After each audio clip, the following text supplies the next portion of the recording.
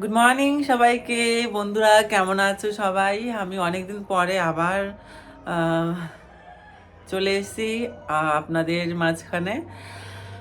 অনেকদিন ধরে না ভিডিও আপলোড করতে পারছিলাম না, ভিডিও বানানোই হয় না, কি বানাবো কিছু বুঝতেই পারছি না। আর বাংলায় ভিডিও বানালে পরে লোকে দেখে না, লোকে আপনারাই দেখেন না। আমার সব বাঙালি বন্ধুরা কোথায় কোথায় সবাই বাঙালি বন্ধুরা? আমাকে তো বাঙালিরা কোনো সাপোর্টই করে না, আমার এটাই মনে হয়। এই কারণে আমি বাংলাতে ভিডিও বেশি বানাতে পারি না, বানাই না। ভিডিও যদি লোকে দেখে তাহলে বানাতে খুব ভালো লাগে, আপনারা দেখেন না, এই জন্য আমি বানাতে পারি না। তো সকাল সকাল আমি উঠে গেছি, উঠে কি করব কিছু বুঝতে পারছি না। আমার স্বামী এখন আমার কাছে নেই, বাইরে চলে এসেছি। অনেকটা ভোর, এখন সকাল, তো অন্ধকার লাগছে কেন? ভালো লাগছে না, এমনিতেই কালো চেহারা, তারপরে আবার মোবাইলটাও ভীষণ শয়তানি করছে আমার সাথে। দেখুন রাত রাত ভর এরা সবাই জামা কাপড় এইভাবেই মেলে রেখেছে। রাত রাত ভর কে মেলে রাখে জামা কাপড়?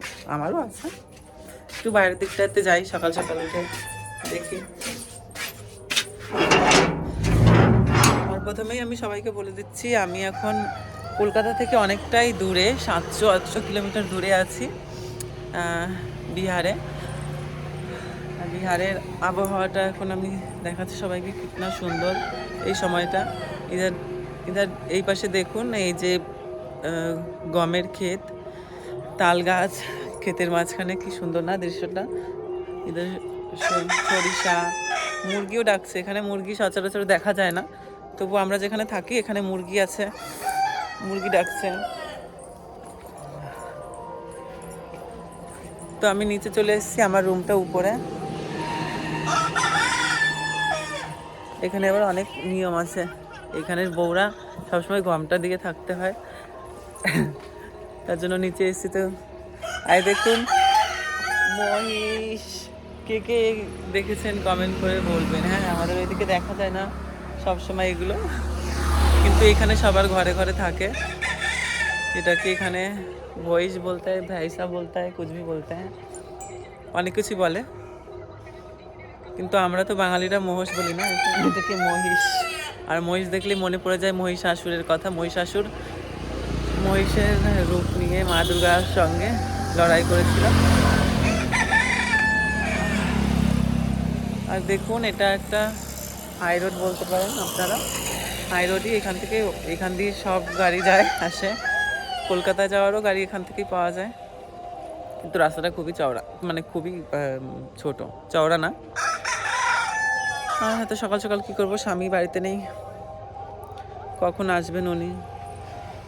আর লোকে বিহারের কথা বললেই বাঙালিদের মনে একটা চিন্তা ভাবনা আসছে, বিহারিরা হয়তো ভালো না, অনেক খারাপ। কিন্তু না, এরকম না, বিহারের লোক খুবই ভালো। আপনারা না আসলে বুঝতে পারবেন না বিহারের লোক কতটা ভালো, বড় দিল মনের মানুষ হয় ইনারা, খুবই ভালো হয়। ভালো না হলে কি আর আমি এখানে থাকতে পারতাম? 4-5 বছর আমি তো এখানেই আছি, এখানের লোক আমাকে খুব ভালোবাসে। আর কলকাতার মতো না, কলকাতা থেকে অনেকটাই আলাদা এখানের নিয়ম নীতি সব কিছুই।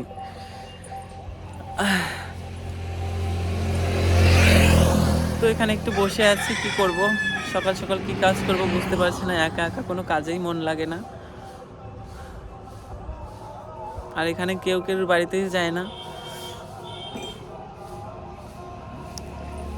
তো ঠিক আছে, এখানে বাইরে বসে থেকে কোনো লাভ নেই, আমি যাচ্ছি উপরে রুমে, সবাই ঘুমিয়ে আছে। দেখুন মুরগি,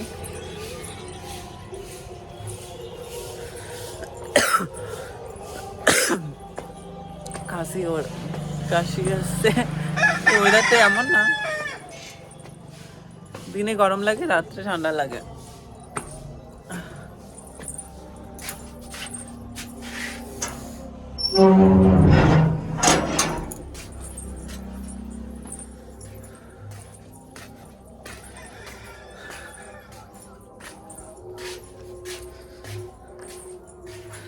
তো চলে এসেছি আমি আমার রুমে, কি করব, কিছুই ভালো লাগছে না।